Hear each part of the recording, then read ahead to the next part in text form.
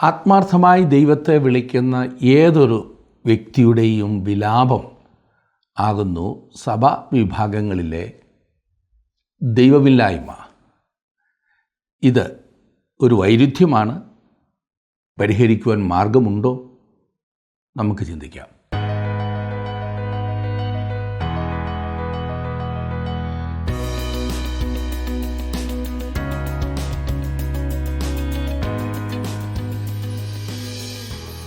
ഈ അടുത്ത സമയത്ത് സമൂഹ മാധ്യമങ്ങളിൽ വ്യാപകമായി പ്രചരിച്ച ഒരു ബ്ലോഗ് അഥവാ കുറിപ്പ് വായിക്കുവാനിടയായി.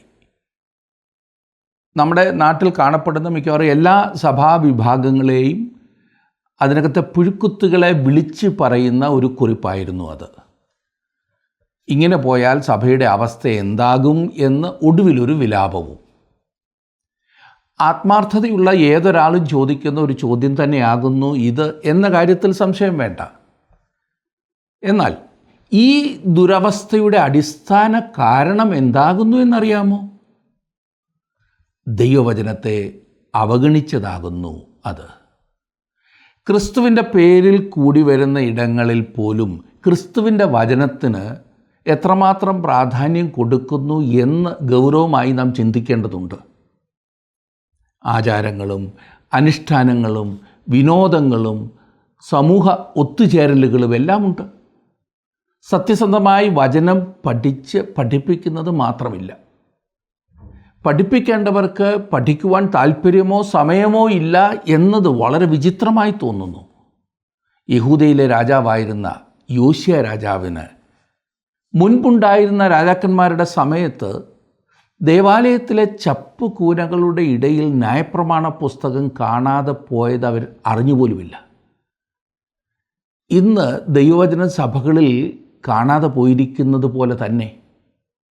എന്നാൽ യോശിയ രാജാവിൻ്റെ സമയത്ത് അതിനെ കണ്ടെത്തി. അത് വായിക്കുവാനും പഠിക്കുവാനും അനുസരിക്കുവാനും സഭ തയ്യാറായാൽ ഇന്ന് നാം കാണുന്ന ഈ പുഴുക്കുത്തുകൾ മാറി സഭ ആത്മീയ ഉണർവിലേക്ക് നീക്കപ്പെടും എന്ന കാര്യത്തിൽ സംശയം വേണ്ട. എന്തെങ്കിലും കൊണ്ടൊക്കെ പുറം പൂശുവാൻ ശ്രമിച്ചാൽ ഇന്ന് അനുഭവപ്പെടുന്ന ദുർഗതി കൂടുക മാത്രമേ ഉള്ളൂ. അതിന് തീരുമാനമെടുക്കേണ്ടത് ഓരോരുത്തരുമാകുന്നു. ഇന്ന് നാം പഠിക്കുന്ന ഭാഗത്ത് യഹൂദയിലെ രാജാവായിരുന്ന യോശിയാവിൻ്റെ മാതൃക തന്നെ നമുക്കൊന്ന് ശ്രദ്ധിക്കാം. നമ്മെ ദൈവമാക്കി വച്ചിരിക്കുന്ന സ്ഥാനത്ത് ദൈവവചനം നമുക്ക് പഠിക്കാം, അനുസരിക്കാം, മറ്റുള്ളവരെ പഠിപ്പിക്കാം. ഇന്നത്തെ പഠനത്തോടുകൂടി 2 ദിനവൃത്താന്ത പുസ്തകങ്ങളുടെ പഠനം നാം പൂർത്തീകരിക്കുകയാണ്. 34 അധ്യായത്തിൻ്റെ 5-ാം വാക്യം വരെ നാം ചിന്തിച്ചിരുന്നല്ലോ. ഇന്ന് 6 മുതൽ ഈ പുസ്തകത്തിൻ്റെ 2 ദിനവൃത്താന്ത പുസ്തകങ്ങളുടെ ഒടുവിലത്തെ ഭാഗം വരെ നാം ഒരുമിച്ച് പഠിക്കുവാൻ പോകുകയാണ്. ആ ഭാഗം എടുത്താട്ട് 2 ദിനവൃത്താന്തങ്ങൾ 34-ാം അധ്യായത്തിൻ്റെ 6-ാം വാക്യം നോക്കിക്കാട്ടെ.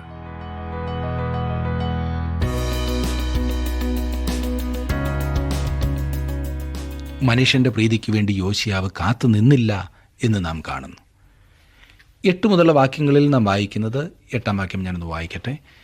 അവൻ്റെ ആഴ്ചയുടെ 18-ാം ആണ്ടിൽ ദേശത്തെയും ആലയത്തെയും വെടിപ്പാക്കിയ ശേഷം അവൻ അസല്യാവിൻ്റെ മകനായ ശാഭാനെയും നഗരാധിപതിയായ മയശയാവെയും യോവാശിൻ്റെ മകനായ രായസക്കാരൻ യോവാഹിനെയും തൻ്റെ ദൈവമായ യഹോവയുടെ ആലയത്തിൻ്റെ അറ്റകുറ്റം തീർപ്പാൻ നിയോഗിച്ചു. യോശിയാവിന് 26 വയസ്സുള്ളപ്പോഴാണ് അവൻ ദൈവാലയത്തിൻ്റെ അറ്റകുറ്റം തീർക്കുവാൻ ആരംഭിച്ചത്. അവൻ്റെ വല്യപ്പൻ മനശ്ശെയുടെ നീണ്ട ഭരണകാലത്തും അവൻ്റെ അപ്പൻ ആമോൻ്റെ ഭരണകാലത്തും ദേവാലയം ആർക്കും വേണ്ടാത്ത ഒരിടമായിരുന്നതിനാൽ അവിടെ പണിയൊന്നും ചെയ്തിരുന്നില്ല. നിങ്ങൾക്ക് ചിന്തിക്കാം, 57 വർഷങ്ങളിൽ, 57ഉം യോശിയാവിനിപ്പോൾ 26 വയസ്സായി, അത്രയും വർഷങ്ങളിൽ, ഏതാണ്ട് 70 വർഷങ്ങളിൽ ഉപയോഗശൂന്യമായി കിടന്നിരുന്ന ഒരു സ്ഥലം എങ്ങനെ ഇരിക്കുമെന്ന് നിങ്ങൾക്ക് ചിന്തിക്കാം. അതാണ് യോശിയാവ് ഇപ്പോൾ ശുദ്ധീകരിക്കുവാൻ, വൃത്തിയാക്കുവാൻ പോകുന്നത്. 9-ാം വാക്യത്തിൽ നാം വായിക്കുന്നു, അവർ മഹാപുരോഹിതനായ ഹില്ക്കിയാവിൻ്റെ അടുക്കൽ ചെന്നപ്പോൾ വാതിൽ കാവൽക്കാരായ ലേവിയർ മനശ്ശെയോടും എഫ്രയീമിനോടും ശേഷമുള്ള എല്ലാ ഇസ്രായേലിനോടും എല്ലാ യഹൂദയോടും ബെന്യാമീനോടും യെരൂശലേം നിവാസികളോടും പിരിച്ചെടുത്ത ദേവാലയത്തിൽ അടച്ചിരുന്ന ദ്രവ്യം ഏൽപ്പിച്ചു കൊടുത്തു. മനശ്ശെയും എഫ്രയീമും തീർച്ചയായും ഇസ്രായേലിലെ അല്ലെങ്കിൽ വടക്കേ രാജ്യത്തെ ഗോത്രങ്ങളാണ്. ഈ പറയുന്ന സമയത്ത് വടക്കേ രാജ്യം അശൂര്യർ ആക്രമിച്ച് അവിടുത്തെ ജനങ്ങളെ പിടിച്ചുകൊണ്ടുപോയിരുന്നു. ഒരു ചെറിയ ശേഷിപ്പും മാത്രമേ അവിടെ ദേശത്തുണ്ടായിരുന്നുള്ളൂ. അവർ ദേവാലയത്തിൻ്റെ പണിയിൽ സഹകരിക്കുന്നു. ഇപ്പോൾ ഇതാ ദേവാലയം അറ്റകുറ്റം തീർത്തു. അപ്പോൾ വളരെ വിസ്മയകരമായ ഒരു കാര്യം അവർ കണ്ടുപിടിച്ചു. 14-ാം വാക്യം. അവർ യഹോവയുടെ ആലയത്തിൽ പിരിഞ്ഞു കിട്ടിയ ദ്രവ്യം പുറത്തെടുത്തപ്പോൾ ഹിൽക്കിയ പുരോഹിതൻ യഹോവ മോശ മുഖാന്തരം കൊടുത്ത ന്യായപ്രമാണ പുസ്തകം കണ്ടെത്തി. ഇവിടെ ആ കാലങ്ങളിൽ ന്യായപ്രമാണ പുസ്തകത്തിൻ്റെ അധികം പ്രതികൾ ഉണ്ടായിരുന്നില്ല എന്ന് മനസ്സിലാക്കാവുന്നതാണ്. വേറെ ചിലതും കൂടി ഉണ്ടായിരുന്നിരിക്കാം. എന്നിരുന്നാലും ദൈവവചനം നഷ്ടപ്പെട്ടിരുന്നു. ഇന്നത്തെ അവസ്ഥയും ഇതുതന്നെയല്ലേ? തിരുവചനത്തിൻ്റെ കോപ്പികൾ ആവശ്യം പോലെ ലഭിക്കുമായിരിക്കും. എന്നാൽ അതിനെ മനസ്സിലാക്കുവാൻ തക്കവണ്ണം വായിക്കുകയോ പഠിപ്പിക്കുകയോ ചെയ്യുവാൻ ആളില്ലാത്ത ഒരു സ്ഥിതിവിശേഷമാകുന്നു ഇന്ന് നമ്മുടെ സമൂഹത്തിൽ നാം കാണുന്നത്. തിരുവചനം ഇന്നും നഷ്ടപ്പെട്ടതുപോലെയാകുന്നു. 15-16 വാക്യങ്ങളിൽ ഹിൽക്കിയാവ് രായസക്കാരനായ ശാഫാനോട്, ഞാൻ യഹോവയുടെ ആലയത്തിൽ ന്യായപ്രമാണ പുസ്തകം കണ്ടെത്തിയിരിക്കുന്നു എന്ന് പറഞ്ഞു. ഹിൽക്കിയാവ് പുസ്തകം ശാഫാൻ്റെ കയ്യിൽ കൊടുത്തു. ശാഫാൻ പുസ്തകം രാജാവിൻ്റെ അടുക്കൽ കൊണ്ടുവന്നു. രാജസന്നിധിയിൽ ബോധിപ്പിച്ചത് അടിയങ്ങൾക്ക് കൽപ്പന തന്നതുപോലെയൊക്കെയും ചെയ്തിരിക്കുന്നു. ഇതത്രേ ഞാൻ പറയുവാൻ ആഗ്രഹിക്കുന്നത്. അവൻ്റെ വചനം വളരെ പ്രധാനപ്പെട്ടതാണ്. ഇവിടെ തന്നെ എന്ത് സംഭവിച്ചു എന്ന് ശ്രദ്ധിക്കുക. 18-19 വാക്യങ്ങളിൽ രായസക്കാരനായ ശാഫാൻ രാജാവിനോട്, ഹിൽക്കിയ പുരോഹിതൻ ഒരു പുസ്തകം എൻ്റെ കയ്യിൽ തന്നിരിക്കുന്നു എന്നും ബോധിപ്പിച്ചു. ശാഫാൻ അതിനെ രാജസന്നിധിയിൽ വായിച്ച് കേൾപ്പിച്ചു. ന്യായപ്രമാണത്തിലെ വാക്യങ്ങളെ കേട്ടിട്ട് രാജാവ് വസ്ത്രം കീറി. വസ്ത്രം കീറുക എന്നത് വലിയ വികാരാവേശത്തെ കാണിക്കുന്ന ഒന്നാകുന്നു. ഇത്ര ചെറുപ്പത്തിൽ ദൈവത്തെ അന്വേഷിച്ച് ദൈവവചനത്തിൽ ആകൃഷ്ടനായി മുൻപോട്ട് പോയിട്ടുള്ള ആരുണ്ടല്ലേ? ആദ്യമായി ദൈവവചനം കേട്ടപ്പോൾ യോശിയാവ് ആകെ അസ്വസ്ഥനായി. കാരണമുണ്ട്. അവനും അവൻ്റെ ജനങ്ങളും ദൈവവചനത്തിൽ നിന്നും വളരെ വളരെ ദൂരെ പോയിരുന്നു. അവൻ അറിഞ്ഞിരുന്ന സത്യത്തിൽ വിശ്വസ്തയോടെ പോയിരുന്നു എന്നത് വാസ്തവമാണ്. എന്നാൽ അത് മാനുഷികമായ വഴികൾ മാത്രമായിരുന്നു, അതായത് ദാവീദിൻ്റെ വഴികൾ. എന്നാൽ ഇവിടെ ഇപ്പോൾ ദൈവത്തിൻ്റെ ന്യായപ്രമാണം ലഭിച്ചപ്പോൾ യോശിയാവ് തൻ്റെ പാപത്തിൻ്റെ ഗൗരവം മനസ്സിലാക്കുന്നു. അതേ സുഹൃത്തെ, മാനുഷികമായ നിലവാരത്തിൽ മറ്റുള്ള മനുഷ്യരുമായി താരതമ്യപ്പെടുത്തുവാൻ തുടങ്ങിയാൽ താങ്കളെപ്പോലെ വിശുദ്ധൻ ആരും ഉണ്ടായെന്ന് വരില്ല. എന്നാൽ ദൈവം ആഗ്രഹിക്കുന്നത് നാം അവിടുത്തെ ആ വിശുദ്ധിക്കൊത്ത്, ദൈവം ആഗ്രഹിക്കുന്നതിനൊത്ത് ആയിത്തീരണമെന്നത്രേ. നാം ബലഹീനതയുള്ള മനുഷ്യനെ നമുക്ക് ചുറ്റും എപ്പോഴും കാണും. നാം വിശുദ്ധരെന്ന് ചിന്തിക്കുന്നവരുടെ ജീവിതത്തിൽ പോലും കിഴിഞ്ഞു നോക്കിയാൽ പല കാര്യങ്ങളിലും അശുദ്ധി കാണാം, അവിശ്വസ്തത കാണാം. അപ്പോൾ അവരുമായി താരതമ്യപ്പെടുത്തിയാൽ എപ്പോഴും നാം ഒരു തരം മൂഢസ്വർഗത്തിൽ അങ്ങ് ജീവിച്ചു പോകും, സംതൃപ്തരായിരിക്കും. എന്നാൽ ദൈവം യാതൊരു മനുഷ്യനെക്കുറിച്ചും അത് ആഗ്രഹിക്കുന്നില്ല. അതെ, ദൈവത്തിൻ്റെ വചനത്തിൽ പറഞ്ഞിരിക്കുന്ന കാര്യങ്ങൾ അനുസരിക്കുന്നവരാകണം നാം. ദൈവവചനമാകുന്നു നമ്മുടെ യഥാർത്ഥ അവസ്ഥ നമുക്ക് മനസ്സിലാക്കി തരുന്നത്. 20-21 വാക്യങ്ങൾ. രാജാവ് ഹിൽക്കിയാവോടും ശാഫാൻ്റെ മകൻ അഹിക്കാമിനോടും മീഖയുടെ മകൻ അബ്ദോനോടും രായസക്കാരനായ ശാഫാനോടും രാജഭൃത്യനായ അസായാവോടും കൽപ്പിച്ചെന്തെന്നാൽ, നിങ്ങൾ ചെന്ന് കണ്ടുകിട്ടിയിരിക്കുന്ന ഈ പുസ്തകത്തിലെ വാക്യങ്ങളെക്കുറിച്ച് എനിക്കും ഇസ്രായേലിലും യഹൂദയിലും ശേഷിച്ചിരിക്കുന്നവർക്കും വേണ്ടി യഹോവയുടെ അരുളപ്പാട് ചോദിപ്പിൻ. ഈ പുസ്തകത്തിൽ എഴുതിയിരിക്കുന്നതൊക്കെയും അനുസരിച്ച് നടക്കത്തക്കവണ്ണം നമ്മുടെ പിതാക്കന്മാർ യഹോവയുടെ വചനത്തെ പ്രമാണിക്കാതെ ഇരുന്നതുകൊണ്ട് നമ്മുടെ മേൽ ചൊരിഞ്ഞിരിക്കുന്ന യഹോവയുടെ കോപം വലിയതല്ലോ. ദൈവവചനത്തിലേക്കുള്ള ഒരു മടങ്ങി വരവ് ഉണർവ് കൊണ്ടുവരുന്നു. വേറൊന്നും ഉണർവ് കൊണ്ടുവരില്ല. ഇന്നത്തെ നമ്മുടെ പ്രശ്നം എന്താണ്? എന്തുകൊണ്ട് നാം ഒരു ഉണർവ് കാണുന്നില്ല? വളരെ ലളിതമായ കാരണം, സഭ ദൈവവചനത്തെ അവഗണിച്ചിരിക്കുന്നു എന്നതാണ്. സഭ എല്ലാ വിധത്തിലുള്ള വേലകളും ചെയ്തു നോക്കി. തങ്ങളുടെ അടുത്തേക്ക് വന്ന ജനങ്ങളെ ഒന്ന് പിടിച്ചു നിർത്തുവാൻ തന്നെ പലരും ഇന്ന് പാടുപെടുകയാണ്. എന്നാൽ ഒന്നും സംഭവിക്കുന്നില്ല. ഉണർവ് അങ്ങനെ വേലകൾ കൊണ്ടൊന്നും ഉണ്ടാകാറില്ല. ബഹളം വെച്ചതുകൊണ്ടോ പണം വാരി എറിഞ്ഞതുകൊണ്ടോ ജഡികമായ വേലകൾ കൊണ്ടോ ഉണർവുണ്ടാകുകയില്ല. ജനങ്ങൾ ദൈവവചനത്തിലേക്ക് തിരിയുകയും ദൈവത്തിന് പറയുവാനുള്ളത് എന്തെന്ന് മനസ്സിലാക്കുകയും ചെയ്യേണ്ടതാണ്. യോശിയാവ് ആകെ പിടിച്ചു കുലുക്കപ്പെട്ട് കഴിഞ്ഞിരിക്കുകയാണ്. ദൈവത്തിന് തന്നോട് പറയുവാനുള്ളത് കേൾക്കുവാനും ദൈവം എന്തു ചെയ്യുവാൻ പോകുന്നു എന്നറിയുവാനും യോശിയാവ് ആഗ്രഹിക്കുന്നു. 22-23 വാക്യങ്ങളിൽ ഇനിയും ദൈവത്തിന് യോശിയാവോട് പറയുവാനുള്ളത് 24-25 വാക്യങ്ങളിൽ, യഹോവ ഇപ്രകാരം അരുളിച്ചെയ്യുന്നു, ഞാൻ ഈ സ്ഥലത്തിനും നിവാസികൾക്കും യഹൂദ രാജാവിൻ്റെ മുൻപാകെ വായിച്ച് കേൾപ്പിച്ച പുസ്തകത്തിൽ എഴുതിയിരിക്കുന്ന സകല ശാപങ്ങളുമായ അനർത്ഥം വരുത്തും. അവർ എന്നെ ഉപേക്ഷിച്ച് തങ്ങളുടെ സകല പ്രവൃത്തികളാലും എനിക്ക് കോപം വരത്തക്കവണ്ണം അന്യദൈവങ്ങൾക്ക് ധൂപം കാട്ടിയതുകൊണ്ട് എൻ്റെ കോപം ഈ സ്ഥലത്ത് ചൊരിയും, അത് കെട്ടുപോകുകയുമില്ല. ദൈവം താൻ പറഞ്ഞതുപോലെ തന്നെ ന്യായവിധി അയക്കുന്നതാണ്. എന്നാൽ അവന് യോശിയാവിനോട് വ്യക്തിപരമായി ചിലത് പറയുവാനുണ്ട്. ശ്രദ്ധിക്കുക, 26, 27, 28 വാക്യങ്ങൾ. എന്നാൽ യഹോവയോട് ചോദിപ്പാൻ നിങ്ങളെ അയച്ച യഹൂദ രാജാവിനോട് നിങ്ങൾ പറയേണ്ടത് എന്തെന്നാൽ, നീ കേട്ടിരിക്കുന്ന വചനങ്ങളെക്കുറിച്ച് ഇസ്രായേലിൻ്റെ ദൈവമായ യഹോവ ഇപ്രകാരം അരുളിച്ചെയ്യുന്നു, ഈ സ്ഥലത്തിനും നിവാസികൾക്കും വിരോധമായുള്ള ദൈവത്തിൻ്റെ വചനങ്ങളെ നീ കേട്ടപ്പോൾ നിന്റെ ഹൃദയം അലിഞ്ഞ് നീ അവൻ്റെ മുൻപാകെ നിന്നെ തന്നെ താഴ്ത്തുകയും എൻ്റെ മുൻപാകെ നിന്നെ തന്നെ താഴ്ത്തി നിന്റെ വസ്ത്രം കീറി എൻ്റെ മുൻപാകെ കരയുകയും ചെയ്യുകൊണ്ട് ഞാനും നിന്റെ അപേക്ഷ കേട്ടിരിക്കുന്നു എന്ന് യഹോവയുടെ അരുളപ്പാട്. ഞാൻ നിന്നെ നിന്റെ പിതാക്കന്മാരോട് ചേർത്തുകൊള്ളും, നീ സമാധാനത്തോടെ നിന്റെ കല്ലറയിൽ അടക്കപ്പെടും. ഞാൻ ഈ സ്ഥലത്തിനും നിവാസികൾക്കും വരുത്തുവാൻ പോകുന്ന അനർത്ഥം ഒന്നും നിന്റെ കണ്ണ് കാണുകയുമില്ല. അവർ രാജാവിനെ ഈ മറുപടി ബോധിപ്പിച്ചു.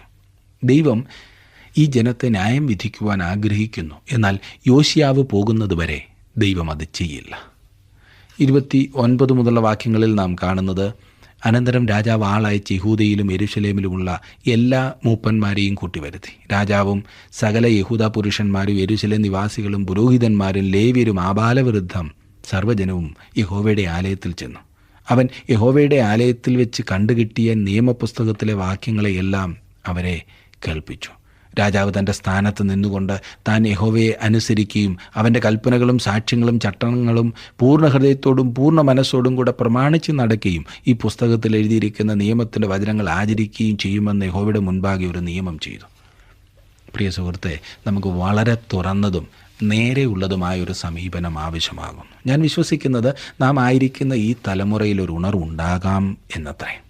എന്നാൽ ആദ്യം ദൈവവചനത്തിലേക്കുള്ള ഒരു മടങ്ങി വരവ് ആവശ്യമാണ്. എന്നിട്ട് ദൈവം നമ്മോട് പറയുവാൻ ആഗ്രഹിക്കുന്നത് എന്തെന്ന് കണ്ടുപിടിക്കണം.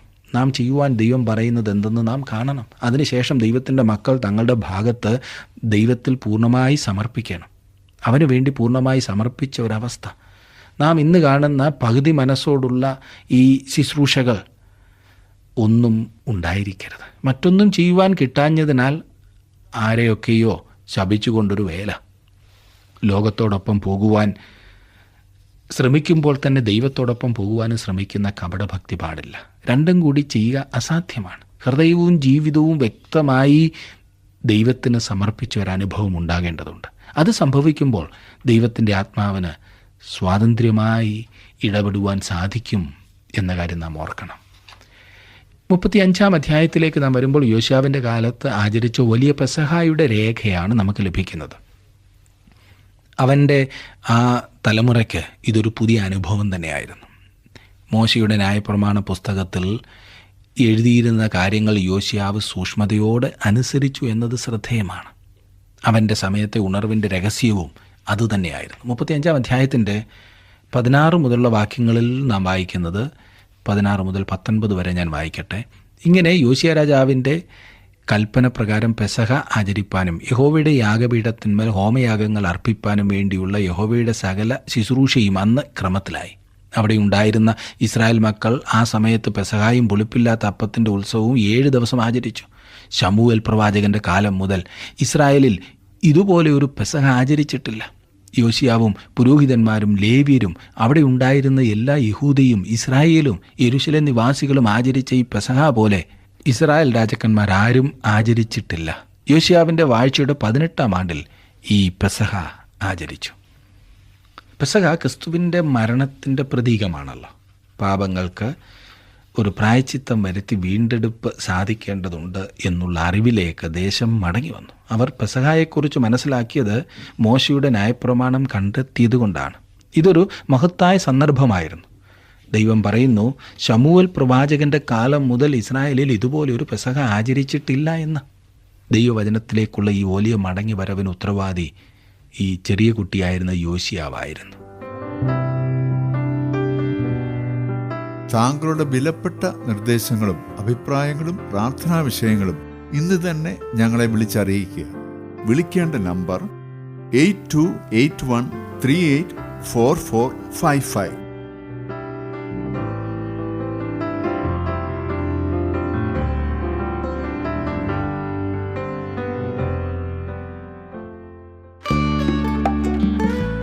ഇന്നത്തെ പ്രോഗ്രാം താങ്കൾക്ക് ഇഷ്ടപ്പെട്ടുവോ? എങ്കിൽ ഉടൻ തന്നെ ഞങ്ങൾക്കൊരു മിസ് കോൾ തരിക. അടുത്ത വിജയി ഒരുപക്ഷെ താങ്കളായിരിക്കാം.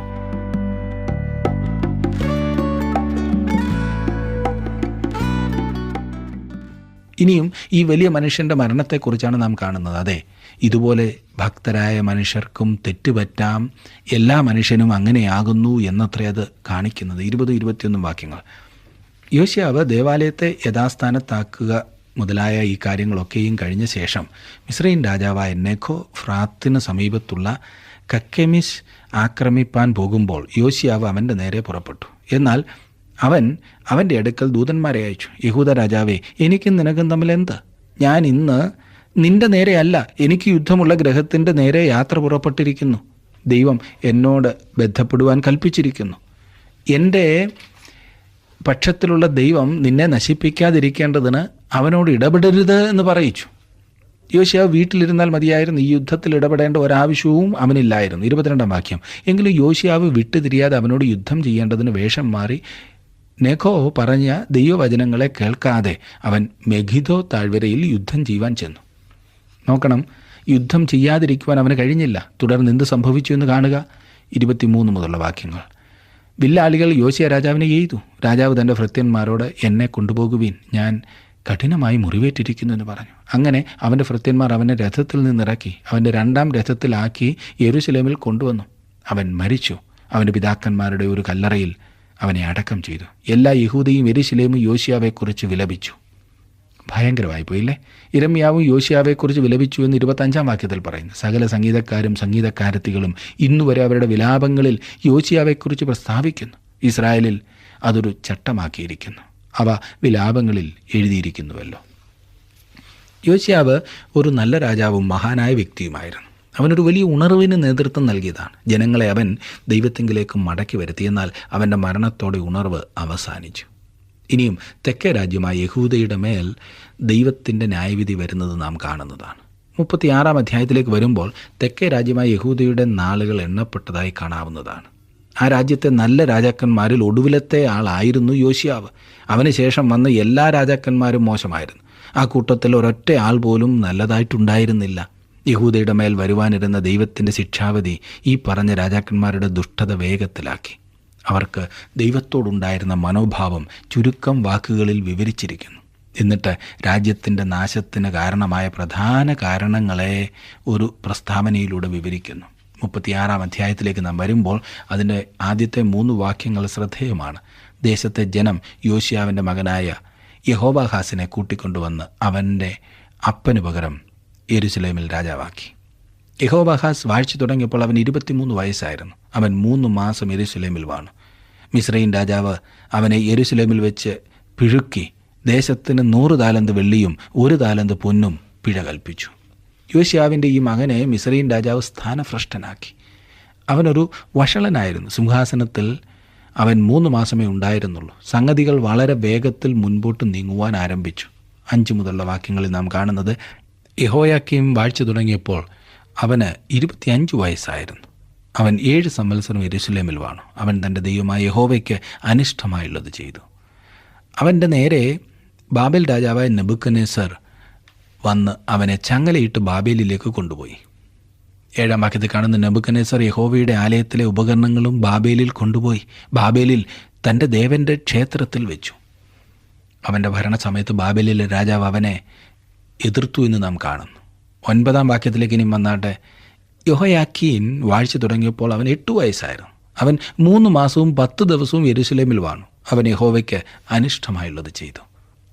ഈ രാജാവ് വളരെ കാലമൊന്നും ഭരിച്ചില്ല, 3 മാസം. അവനും പെട്ടെന്ന് വെളിയിലായി. അടുത്തതായി സിദക്കിയാവ് യഹൂദയുടെ രാജാവായി വരുന്നു. യഹൂദയിലെ ഒടുവിലത്തെ രാജാവായി വന്നത് സിദക്കിയാവാകുന്നു. 11 മുതലുള്ള വാക്യങ്ങളിൽ നാം അത് കാണുന്നു. തുടർന്ന് നാം പ്രവാസത്തെക്കുറിച്ചാകുന്നു വായിക്കുന്നത്. നെബൂഖദ്നേസർ കതകിൽ മുട്ടുന്നതിനേക്കാൾ കൂടുതൽ ഇപ്പോൾ ചെയ്യുന്നു. അവൻ മതിൽ മറിച്ചിട്ട് യെരുശലേമിന് തീ വെച്ചു. യഹൂദയെ അടിമത്വത്തിലേക്ക് അവൻ വലിച്ചിഴച്ചു. ദൈവം നൽകുന്ന വിശദീകരണം ഇതത്രേ. 36 അധ്യായത്തിൻ്റെ 15 മുതലുള്ള വാക്യങ്ങൾ. അവരുടെ പിതാക്കന്മാരുടെ ദൈവമായ യഹോവയ്ക്ക് തൻ്റെ ജനത്തോടും തൻ്റെ നിവാസത്തോടും സഹതാപം തോന്നിയിട്ട് അവൻ ജാഗ്രതയോടെ തൻ്റെ ദൂതന്മാരെ അവരുടെ അടുക്കൽ അയച്ചു. അവരോ ദൈവത്തിൻ്റെ ദൂതന്മാരെ പരിഹസിച്ചു, അവൻ്റെ വാക്കുകളെ നിരസിച്ചു. ഉപശാന്തി ഇല്ലാതാകും വണ്ണ യഹോവയുടെ കോപം തൻ്റെ ജനത്തിന് നേരെ ഉജ്ജ്വലിക്കുവോളം അവൻ്റെ പ്രവാചകന്മാരെ നിന്ദിച്ചു കളഞ്ഞു. അതുകൊണ്ട് അവൻ കൽദേരുടെ രാജാവിനെ അവരുടെ നേരെ വരുത്തി. അവൻ അവരുടെ യൗവനക്കാരെ അവരുടെ വിശുദ്ധമന്ദിരമായ ആലയത്തിൽ വെച്ച് വാൾ കൊണ്ട് കൊന്നു. അവൻ യൗവനക്കാരനെയോ കന്യകയെയോ വൃദ്ധനെയോ കിഴവനെയോ ആദരിക്കാതെ അവരെയൊക്കെയും അവൻ്റെ കയ്യിൽ ഏൽപ്പിച്ചു കൊടുത്തു. ദേവാലയത്തിലെ ചെറിയതും വലിയതുമായ ഉപകരണങ്ങളൊക്കെയും യഹോവയുടെ ആലയത്തിലെ ഭണ്ഡാരവും രാജാവിൻ്റെയും അവൻ്റെ പ്രഭുക്കന്മാരുടെയും ഭണ്ഡാരങ്ങളും എല്ലാം അവൻ ബാബേലിലേക്ക് കൊണ്ടുപോയി. അവർ ദേവാലയം ചുട്ടു, യെരുശലേമിൻ്റെ മതിൽ ഇടിച്ചു, അതിലെ അരമനകളെല്ലാം തീക്കിരയാക്കി, അതിലെ മനോഹര സാധനങ്ങളൊക്കെയും നശിപ്പിച്ചു കളഞ്ഞു. വാളിനാൽ വീഴാതെ ശേഷിച്ചവരെ അവൻ ബാബേലിലേക്ക് കൊണ്ടുപോയി. പാർസി രാജ്യത്തിന് ആധിപത്യം സിദ്ധിക്കും വരെ അവർ അവിടെ അവനും അവൻ്റെ പുത്രന്മാർക്കും അടിമകളായിരുന്നു. നോക്കണം, ദൈവം ശിക്ഷിക്കുന്നതിൻ്റെ വേറൊരു വിശദീകരണമാകുന്നു ഈ അടുത്ത വാക്യത്തിൽ നാം കാണുന്നത്. ഇത് കൂടുതൽ ചിന്തിപ്പിക്കുന്നതാണ്. 21 വാക്യം. ഇരമ്യാ മുഖാന്തരം ഉണ്ടായ യഹോവയുടെ വചനം നിവൃത്തിയാകേണ്ടതിന് ദേശം അതിൻ്റെ ശബത്തുകളെ അനുഭവിച്ചു കഴിയുവോളം തന്നെ 70 സംവത്സരം തികയുവോളം അത് ശൂന്യമായി കിടന്ന കാലമൊക്കെയും ശബത്ത് അനുഭവിച്ചു. 2 വിധത്തിലുള്ള ഒരു ഉദ്ദേശം ദൈവം നേടി എന്നത് നാം കാണുന്നു. താൻ ചെയ്യുന്ന സകലത്തിലും ദൈവത്തിന് അനേകം കാര്യങ്ങൾ മനസ്സിലുണ്ട്. ഒന്നാമതായി, അവർ പ്രവാചകന്മാരെ തള്ളിക്കളഞ്ഞു. അവർ കടമെടുത്ത സമയത്തായിരുന്നു പാർത്തിരുന്നത്. ഈ പറഞ്ഞ സമയത്തിന് 100 വർഷങ്ങൾക്ക് മുൻപ് അവരെ അടിമത്വത്തിൽ അയച്ചതായിരുന്നെങ്കിലും ദൈവത്തെ പഴി പറയുവാൻ സാധ്യമല്ല. നമ്മുടെ സമൂഹം ഇന്ന് കടം വാങ്ങിയ സമയത്തല്ല ജീവിക്കുന്നതെന്ന് പറഞ്ഞാൽ ആശ്ചര്യകരം തന്നെ. നമ്മുടെ പാപവുമായി അവഗണനകളുമായി എത്ര നാൾ മുൻപോട്ട് പോകുവാൻ ദൈവം അനുവദിക്കണമെന്നാണ് താങ്കൾ പറയുന്നത്? പണമുണ്ടാക്കുക, സുഖമായി ജീവിക്കുക എന്നതൊഴിച്ചാൽ നമ്മുടെ സമൂഹത്തിൽ ഭൂരിഭാഗം ജനങ്ങൾക്കും മറ്റെന്താണ് വേണ്ടത്? ഈ പറഞ്ഞ ലക്ഷ്യങ്ങൾക്കായി സകല മൂല്യങ്ങളും ബലിയർപ്പിക്കുവാൻ മനുഷ്യർ തയ്യാറാകുന്നു. ദൈവത്തെ വിളിക്കുന്നത് പോലും പലപ്പോഴും ഈ ഭൗമിക ലക്ഷ്യപ്രാപ്തിക്കായി മാത്രമാണ്. യഹൂദ രാജ്യത്തിന് അവരുടെ സമയം വന്നു കഴിഞ്ഞു. വേറൊരു പരിഹാര മാർഗവുമില്ല. ഒരു രാഷ്ട്രം ഈ അവസ്ഥയിൽ എത്തുന്ന ഒരു സമയമുണ്ട്. നമ്മുടെ സമൂഹം ഈ അവസ്ഥയ്ക്ക് എത്ര അടുത്താണ് എന്ന് ഞാൻ ചിന്തിച്ചു പോകുന്നു. രണ്ടാമതായി, 490 വർഷങ്ങളായി ഇസ്രായേൽ ശബത്ത് വർഷം ആചരിച്ചില്ല. അവർ ആ ദേശത്ത് ഒരു കാൽ വയ്ക്കുന്നതിന് മുൻപ് ദൈവം ആ ദേശത്തെ സംബന്ധിച്ച് അവരോട് ആജ്ഞാപിച്ച പ്രമാണം അവർ തള്ളിക്കളയുകയാണ്. ദൈവം അവരോട് അരുളി ചെയ്തിരുന്നത് ലേവ്യ പുസ്തകം 25 അധ്യായത്തിൻ്റെ 1 മുതൽ 5 വരെയുള്ള വാക്യങ്ങളിൽ നാം വായിക്കുന്നുണ്ട്. അവരുടെ അത്യാഗ്രഹം കാരണം ദേശം അതിൻ്റെ ശബത്ത് ആസ്വദിക്കുവാൻ അവർ അനുവദിച്ചില്ല. വേറൊരു വിധത്തിൽ പറഞ്ഞാൽ, ദൈവം അവരോട് ആജ്ഞാപിച്ചതിനനുസരിച്ച് എല്ലാം 7-ാം ആണ്ടിലും നിലം വെറുതെ കിടക്കുവാൻ അവർ അനുവദിച്ചില്ല. അവർ അനുസരണക്കേട് കാണിച്ചിട്ടും അവർ രക്ഷപ്പെട്ടു എന്നാണ് അവർ ചിന്തിച്ചത്. 490 വർഷങ്ങൾ അതവർ ആവർത്തിച്ചു തുടർന്ന് ദൈവം അവരോട് പറഞ്ഞു, ഞാൻ 70 വർഷം നിങ്ങൾ ദേശത്തു നിന്നും വെളിയിലാകുവാൻ പോവുകയാണ്. അങ്ങനെ ദേശം അതിൻ്റെ ശബത്ത് അനുഭവിക്കും. അതുകൊണ്ടത്രേ പ്രവാസം 70 സംവത്സരം ആയിരുന്നത്. ഇത് വളരെ ശ്രദ്ധേയം തന്നെ. അതേ സുഹൃത്തെ, ദൈവത്തെ പരിഹസിച്ചുകൂടാ, വഞ്ചനപ്പെടാതിരിപ്പീൻ. ദൈവത്തെ പരിഹസിച്ചുകൂടാ, മനുഷ്യൻ വിതയ്ക്കുന്നത് തന്നെ കൊയ്യും എന്ന് ഗലാത്യ ലേഖനത്തിൽ നാം വായിക്കുന്നു. ജനം ദേശത്തു നിന്നും ദൈവഹിതത്തിൽ നിന്നും വെളിയിലായി. അങ്ങനെ ദിനവൃത്താന്തങ്ങളുടെ പുസ്തകവും നാം പഠിച്ചു തീരുകയാണ്. ദിനവൃത്താന്തങ്ങളുടെ 2-ാം പുസ്തകത്തിൽ നാം കണ്ടത് രാജ്യം പൊതുവെ താണുപോയി. എങ്കിൽ തന്നെ ഉണർവിൻ്റെയും ഉത്തേജനത്തിൻ്റെയും നവീകരണത്തിൻ്റെയും ഒക്കെ സമയങ്ങൾ ദൈവം നൽകി. വളരെയേറെ അതുപോലെയുള്ള സമയങ്ങളുണ്ടായി. ഓരോ സമയത്തെയും എടുത്തു പറയത്തക്ക ഒരു പ്രത്യേകതയുണ്ട്. അതെന്താകുന്നെന്ന് ചോദിച്ചാൽ, ആസ ദൈവവചനത്തിലേക്കുള്ള മടങ്ങിവരവും അനുസരണവും കാണിച്ചു. യഹോശഫാത്തും ദൈവവചനത്തിലേക്കുള്ള മടങ്ങിവരവും അനുസരണവും കാണിച്ചു. യോവാശ്, യെഹസ്കിയാവ്, യോശിയാവ്, ഓരോരുത്തരും ദൈവവചനത്തിലേക്കുള്ള മടങ്ങിവരവ്. ഓരോ പ്രാവശ്യവും അതാണ് കണ്ടത്. ജനങ്ങളിൽ പാപം ഏറ്റുപറയുവാനും രാജ്യത്തിൽ താൽക്കാലികമായ നവീകരണം കൊണ്ടുവരുവാനും കാരണമായി. ദൈവവചനത്തിലേക്കുള്ള മടങ്ങിവരവ് ഇന്ന് ആവശ്യമായിരിക്കുന്നു. അങ്ങനെ ഉണ്ടായാൽ ഇന്നും അത് ഉണർവിലേക്ക് നയിക്കും. ഭാവിയിലേക്കുള്ള ഒരു ശോഭനമായ ആശയോടെയാണ് ഈ പുസ്തകം അവസാനിക്കുന്നത്. 22-23 വാക്യങ്ങൾ.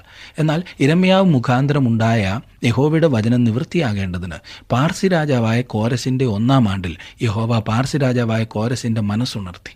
അവൻ തൻ്റെ രാജ്യത്തെല്ലായിടവും ഒരു വിളംബരം പ്രസിദ്ധമാക്കി. രേഖാമൂലവും പരസ്യം ചെയ്തതെന്തെന്നാൽ പാർസി രാജാവായ കോരസ് ഇപ്രകാരം കൽപ്പിക്കുന്നു: സ്വർഗത്തിലെ ദൈവമായ യഹോവ ഭൂമിയിലെ സകല രാജ്യങ്ങളെയും എനിക്ക് തന്നിരിക്കുന്നു. യഹൂദയിലെ യെരുശലേമിൽ അവനൊരു ആലയം പണിയുവാൻ അവൻ എന്നോട് കൽപ്പിച്ചുമിരിക്കുന്നു. നിങ്ങളിൽ അവൻ്റെ ജനമായിട്ട് ആരെങ്കിലും ഉണ്ടെങ്കിൽ അവൻ്റെ ദൈവമായ യഹോവ അവനോട് കൂടെ ഇരിക്കട്ടെ, അവൻ യാത്ര പുറപ്പെടട്ടെ. ദൈവം തൻ്റെ ജനത്തെ പ്രവാസത്തിലേക്ക് അയച്ചു, എങ്കിലും അവൻ അവരെ മറന്നില്ല എന്നുള്ളത് മനോഹരമായിരിക്കുന്നു. ദൈവം തൻ്റെ ജനത്തെ ശിക്ഷിച്ചുവെങ്കിലും അവരെ മറന്നില്ല. ഒരു വലിയ വാഗ്ദത്തത്തോടു കൂടിയാണ് ദിനവൃത്താന്ത പുസ്തകങ്ങളുടെ 2-ാം പുസ്തകം അവസാനിക്കുന്നത്. ഇന്നത്തെ പഠനത്തോടു കൂടി ദിനവൃത്താന്ത പുസ്തകങ്ങളുടെ പഠനവും നാം പൂർത്തീകരിക്കുകയാണ്. ഈ പഠനം ആദ്യം മുതൽ ശ്രദ്ധിച്ചതായ എല്ലാവർക്കുമുള്ള നന്ദി ഞാൻ ഇത്തരുണത്തിൽ അറിയിക്കട്ടെ. നിങ്ങൾ പഠിക്കുന്നത് നിങ്ങളുടെ ജീവിതത്തിൽ വലിയ പ്രയോജനം ചെയ്യും എന്ന കാര്യത്തിൽ സംശയമില്ലല്ലോ. അത് സാക്ഷിച്ചുകൊണ്ട് പലരും എന്നെ വിളിക്കുകയും എന്നോട് സംസാരിക്കുകയൊക്കെ ചെയ്തിട്ടുണ്ട്. അങ്ങനെയുള്ള എല്ലാവർക്കും ഞാൻ എൻ്റെ നന്ദി അറിയിക്കട്ടെ. പുതിയൊരു പുസ്തകവുമായി അടുത്ത ക്ലാസ്സിൽ നാം വീണ്ടും കാണുന്നതാണ്. അതുവരെ ദൈവവചനം എത്രമാത്രം പ്രധാനപ്പെട്ടതാകുന്നു എന്ന് നാം മനസ്സിലാക്കിയത് ജീവിതത്തിൽ അനുവർത്തിക്കുവാൻ നാം മറന്നു പോകരുത്. പ്രാർത്ഥിക്കാം. കർത്താവേ, അവിടുത്തെ വചനം ഞങ്ങളുടെ പാതയ്ക്ക് പ്രകാശമായി, ഞങ്ങളുടെ ജീവിതത്തിന് വെളിച്ചമായി അവിടെ തന്നിരിക്കുന്നതോർത്ത് സ്തോത്രം ചെയ്യുന്നു. ഈ വചനം പഠിക്കുവാൻ ഇത് ഞങ്ങളുടെ സ്വന്തം ഭാഷയിൽ ഞങ്ങൾക്ക് ലഭിച്ചിട്ടുള്ളതോർത്ത് സ്തോത്രം ചെയ്യുന്നു. പ്രത്യേകിച്ച് ഇന്നത്തെ ഈ പഠനം, ഈ ദിവസങ്ങളിൽ ഞങ്ങൾ പഠിച്ച ഈ പുസ്തകങ്ങൾ ഞങ്ങളുടെ ജീവിതത്തിൽ അനുഗ്രഹമാക്കിയല്ലോ. നല്ല നല്ല മാതൃകകൾ, നല്ല നല്ല പാഠങ്ങളൊക്കെ പഠിക്കുവാൻ ഞങ്ങളെ സഹായിച്ചു. കർത്താവെ, ഈ പഠിക്കുന്ന എല്ലാവരും തിരുനാമത്തിൻ്റെ മഹത്വത്തിനായി പ്രയോജനമുള്ളവരായി ഫലമുള്ളവരായി ജീവിപ്പാൻ നിൻ്റെ കുഞ്ഞുങ്ങളെ സഹായിക്കണമേ. ഞങ്ങളോട് നീ കാണിക്കുന്ന എല്ലാ ദയക്കായും സ്തോത്രം. യോശിയ രാജാവിനെ പോലെ ലഭിച്ച അവസരത്തെ തക്കത്തിൽ ഉപയോഗിപ്പാൻ അവിടുന്ന് ഞങ്ങളെ നീ ഒരുക്കണമേ. യേശുക്രിസ്തുവിൻ്റെ നാമത്തിൽ ഞങ്ങൾ പ്രാർത്ഥിക്കുന്നു. കേൾക്കണമേ. ആമേൻ. എല്ലാവർക്കും നന്ദി. ദൈവം നിങ്ങളെ സമൃദ്ധിയായിട്ട് അനുഗ്രഹിക്കട്ടെ.